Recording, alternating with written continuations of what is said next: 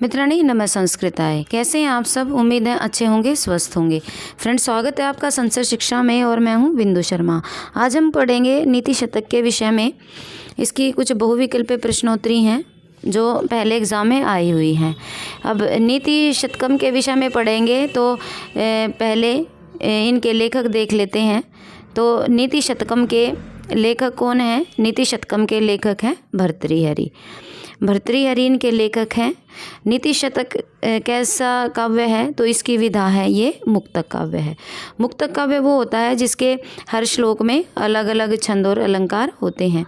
इसमें यदि कुल श्लोक पूछा जाए तो कुल श्लोक 111 माने जाते हैं और कुल पद्धतियाँ वैसे तो 10 मानी जाती हैं, लेकिन मंगलाचरण के सहित इसमें पद्धतियाँ मानी जाती हैं 11। अब हम इसकी एक बार पद्धतियाँ देख लेते हैं। इसकी पहली पद्धति मानी जाती है आज्य पद्धति, इस या मूर्ख निंदा पद्धति भी बोला जाता है, मूर्ख निंदा। दूसरी मानी जाती है विद्वत या विद्वान पद्धति, तो विद्वत पद्धति माना जाता है। तीसरी है, कई बार इनके विषय में भी पूछ लिया जाता है, तीसरी है मान शौर्य पद्धति। तीसरी है मान शौर्य। चौथी है अर्थ पद्धति है। पांचवी है दुर्जन पद्धति। छठी है सुजन पद्धति, सुजन। सातवीं है परोपकार पद्धति, परोपकार। आठवीं है धैर्य पद्धति है। नौवीं है दैव पद्धति, दैव। और 10वीं और अंतिम है कर्म पद्धति। कौन सी? कर्म पद्धति। अब एक बार मुक्तक का लक्षण देख लेते हैं। कई बार मुक्तक का लक्षण भी पूछ लिया जाता है। मुक्तक का लक्षण है पूर्वा पर निरपेक्षे नामपि ही येन रस चवर्णा, ही येन रस चवर्णा क्रियते तदेव मुक्तम। अर्थात इस प्रकार अर्थ प्रकाशन के लिए, अर्थ प्रकाशन की दृष्टि से एक दूसरे की अपेक्षा न करके जो स्वतंत्र श्लोक होते हैं वो क्या होते हैं? मुक्तक काव्य होते हैं। अब जो भर्तृहरि ने जो नीति शतक में सबसे पहले स्तुति की है ब्रह्मा की। किसकी? और ब्रह्मा की स्तुति के बाद उन्होंने सीधा मूर्ख निंदा से ये ग्रंथ शुरू किया है। इसका जो मंगलाचरण है हम वो कैसा मानेंगे? मंगलाचरण जो है वो है नमस्कारात्मक है। दिक्काल अवच्छिन्ना अनंत चिन्ह मात्र मूर्तये। छंद कौन सा है? अनुष्टुप है। अब इसके प्रश्नोत्तरी देख लेते हैं हम। देखिए, विक्रम संवत के प्रवर्तक महाराज विक्रमादित्य का ज्येष्ठ भाई माना जाता है। विक्रम संवत के प्रवर्तक महाराज विक्रमादित्य का ज्येष्ठ भाई कौन माना जाता है? बहुभूति, भर्तृमेट, भट्टी या भर्तृहरि। तो विक्रम संवत के प्रवर्तक महाराज विक्रमादित्य का ज्येष्ठ भाई माना जाता है भर्तृहरि को। प्रश्न नंबर 2, राजा भर्तृहरि की प्रेमिका मानी जाती है अंचला, पिंगला, मंगला या चंचला। तो राजा भर्तृहरि की प्रेमिका या पत्नी मानी जाती है पिंगला। भर्तृहरि की रचना है वैराग्य शतकम, श्रृंगार शतकम, नीति शतकम या उपयुक्त तीनों। तो ये त्रय शतक में आते हैं, वैराग्य शतक, श्रृंगार शतक और नीति शतक। सबसे पहले जो भर्तृहरि थे वो राजा थे, तो सबसे पहले उन्होंने श्रृंगार शतक की रचना की, फिर उन्होंने नीति शतक की रचना की और सबसे अंत में वैराग्य शतक की। शतक त्रय में परिगणित है, अभी पढ़ा है हमने, श्रृंगार शतक, नीति शतक और वैराग्य शतक। भर्तृहरि के पिता माने जाते हैं मित्रसेन, गंधर्वसेन, चित्रसेन या चित्रभानु। तो कौन माने जाते हैं? ये माने जाते हैं भर्तृहरि के पिता गंधर्वसेन। आगे भर्तृहरि के पिता अभी अभी पढ़ा है तो गंधर्वसेन है। महाकवि भर्तृहरि की अंतिम रचना मानी जाती है श्रृंगार नीति वैराग्य सारम या वैराग्य शतकम। तो कौन सी मानी जाती है? ये मानी जाती है वैराग्य शतकम। एक जो कथा है उसके अनुसार ये कहा जाता है कि जो इनकी रानी पिंगला थी उन्होंने इसके साथ धोखा कर दिया था, तो इसी वजह से इन्होंने वैराग्य अपना लिया था।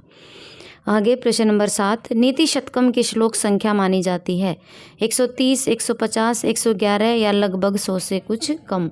तो ये मानी जाती है लगभग 111। आगे नीति शतक किस काव्य परंपरा का ग्रंथ माना जाता है? महाकाव्य है, खंड काव्य है, मुक्तक काव्य, चंपू काव्य। तो ये माना जाता है मुक्तक काव्य। आगे नल चंपू को चंपू काव्य और खंड काव्य माना जाता है मेघदूत को। आगे भर्तृहरि वस्तुतः किस रीति के कवि माने जाते हैं? तो ये माने जाते हैं पांचाली या वैदर्भी रीति। तो भर्तृहरि वैदर्भी रीति के कवि माने जाते हैं। आगे प्रश्न नंबर 10, नाना फलम फलती कल्पलतेव भूमि इस काव्यांश में अलंकार है। नाना फलम फलती कल्पलतेव भूमि यमक उत्प्रेक्षा उपमा या अर्थांतरन्यास। तो कौन सी मानी जाती है? ये मानी जाती है उपमा।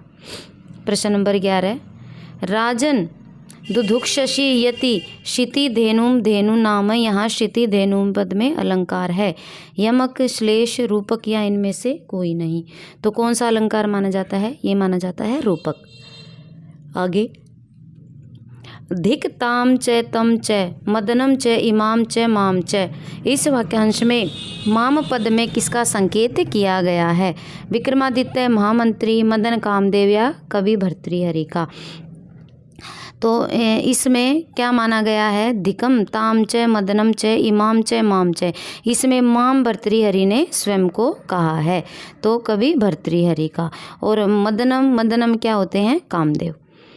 आगे यम यम पश्यसि तस्य तस्य पुरतो माँ ब्रूहि दीनम वचः इस पंक्ति के माध्यम से कवि किसको समझा रहा है? मेघों को, आकाश को, चातक को, वसुधा को। इसमें यम यम पश्यसि तस्य तस्य पुरतो इसमें चातक को समझा रहा है कि हे चातक पक्षी, हमें सबके सामने अपना जो दुख है उसको नहीं बताना चाहिए। प्रश्न नंबर 14, भर्तृहरि का सबसे प्रिय छंद कौन सा है? वसंत तिलका, शिखिरिणी, शार्दुल विक्रीडितम या द्रुत विलंबित। तो ये हो जाएगा शार्दुल विक्रीडितम। प्रश्न नंबर 15, विभूषणम मौनम पंडितानाम प्रस्तुत सूक्ति किस ग्रंथ से उद्धृत है? श्रृंगार, नीति, वैराग्य या इनमें से कोई नहीं। तो विभूषणम मौनम पंडितानाम, जो मौन है वो पंडितों का क्या है? भूषण है। तो ये कहाँ से लिया गया है? नीति शतकम से। प्रश्न नंबर 16, भर्तृहरि के नीति शतकम में मंगलाचरण में किस देव की स्तुति है? तो इसमें है विधाता ब्रह्मा, शंकर, दिक्कालादिक या ब्रह्मा की। तो किसकी है? ब्रह्मा की। आगे नीति शतकम में मंगलाचरण में छंद है आर्या, उपजाति, शालिनी या अनुष्टुप। तो कौन सा छंद हो जाएगा? इसमें हो जाएगा, अभी अभी हमने पढ़ा था, तो इसमें हो जाएगा अनुष्टुप छंद। आगे प्रश्न नंबर 18, लभेत सिक्तासु तैलम। यहाँ सिक्ता पद का अर्थ है पत्थर, लोहा, बालू या जल। तो क्या हो जाएगा? सिक्ता क्या होता है? बालू। प्रश्न नंबर 19, व्यालम बाल मृणाल तंतु भी रसऊ। यहाँ व्यालम पद का अर्थ है दुष्ट, गज, हिरन, व्याघ्र या शिकारी। तो यहाँ पर व्याघ्र का क्या अर्थ हो जाएगा? दुष्ट, गज। नहीं गणयति शूद्रो जंतु परिग्रह फलगुताम। यहाँ फलगुता पद का अर्थ असारता, तुच्छता, निसारता या उपर्युक्त तीनों। तो ये क्या हो जाएगा? ये हो जाएगा उपर्युक्त तीनों। प्रश्न नंबर 21, हुतभुक पद का शब्दार्थ होगा जल, अग्नि, आहुति या हवन सामग्री। तो ये क्या हो जाएगा? ये हो जाएगा अग्नि। आगे भवंती नम्रास्तर्वः फलो उद्गमाई यह श्लोक प्राप्त होता है नीति शतकम में, अभिज्ञान शाकुंतलम में, दोनों में या किसी में भी नहीं। तो ये कहाँ प्राप्त होता है? ये होता है दोनों में, ये भवन्ति नम्रास्तर्वः फलोद्गम। यह नीति शतकम और अभिजान शाकुंतलम दोनों में प्राप्त होता है ये श्लोक। आगे, भाग्यानि पूर्व तपसा खलु संचितानि काले फलन्ति पुरुषस्य यथैव वृक्षा। इस पंक्ति का वक्ता है भर्तृमेठ भट्ट नारायण भवभूतिया भर्तृहरि। तो इसका कौन हो जाएगा वक्ता? इसके हो जाएंगे भर्तृहरि। प्रश्न नंबर 24, नेता यस्य बृहस्पति। यहाँ जो यस्य है पद से किसका संकेत है? इंद्र, कुबेर, रावण या उपर्युक्त। नेता यस्य बृहस्पति ही, तो यहाँ पर इंद्र का बोध होता है। प्रश्न नंबर 25, न्यायात पथ प्रविचलन्ति पदम न धीरा। यह सूक्ति उद्धृत है नीति शतकम से। आगे, प्रारब्ध उत्तम जना न परित्यजन्ति किसका कथन है? रावण, भर्तृमेठ, भवभूतिया भर्तृहरि। प्रारब्धम उत्तम जना न परित्यजन्ति, जो उत्तम जन है वो अपने कार्य को कभी भी उसका त्याग नहीं करते, तो ये भर्तृहरि ने कहा है। प्रश्न नंबर 27, निज हृदय विकसंतः संति संत कियंत। यहाँ क्रियापद है संत, संति, कियंत या विकसंत। तो यहाँ पर क्रियापद हो जाएगा संति। प्रश्न नंबर 28, यद धात्रा निज भाल पट्ट लिखितम। यहाँ धात्रा पद में विभक्ति एवं वचन है। प्रथमा एक वचन, द्वितीय एक वचन, तृतीय एक वचन या षष्ठी एक वचन। तो इसमें क्या हो जाएगा? तृतीया एक वचन। प्रश्न नंबर 29, गर्जंती के चित व्रथा। यहाँ गर्जंती पद का करता है सिंह, अम्बोदा, गजह या चातकाहा। तो कौन हो जाएगा? ये हो जाएगा अम्बोधा। और आज का हमारा अंतिम प्रश्न, माँ ब्रूहि दीनम वचः। यहाँ ब्रूहि पद में धातु एवं लकार है। ब्र लोट मध्यम पुरुष एक वचन, ब्रू लट लकार मध्यम पुरुष एक वचन, ब्रू लोट लकार मध्यम पुरुष एक वचन, या ब्रूहु लोट लकार मध्यम पुरुष एक वचन। तो ये क्या हो जाएगा? यहाँ पर ये हो जाएगा फ्रेंड्स ब्रू धातु लोट लकार मध्यम पुरुष एक वचन। तो उत्तर हो जाएगा इसका सी। तो ये थी हमारी आज की प्रश्नोत्तरी, छोटी सी कक्षा। इसमें हमने 30 प्रश्न किए हैं। अभी 1-2 और कक्षाएं करेंगे इसकी, ताकि सारा नीति शतकम जो है वो कवर हो जाए। तो आज के लिए बस इतना ही। कमेंट, लाइक और शेयर करना ना भूलें, और चैनल पर नए हैं तो प्लीज़ चैनल को सब्सक्राइब करना ना भूलें। तो मिलते हैं कल एक नई कक्षा के साथ। तब तक के लिए स्वस्थ रहिए, मस्त रहिए। नमो नमः।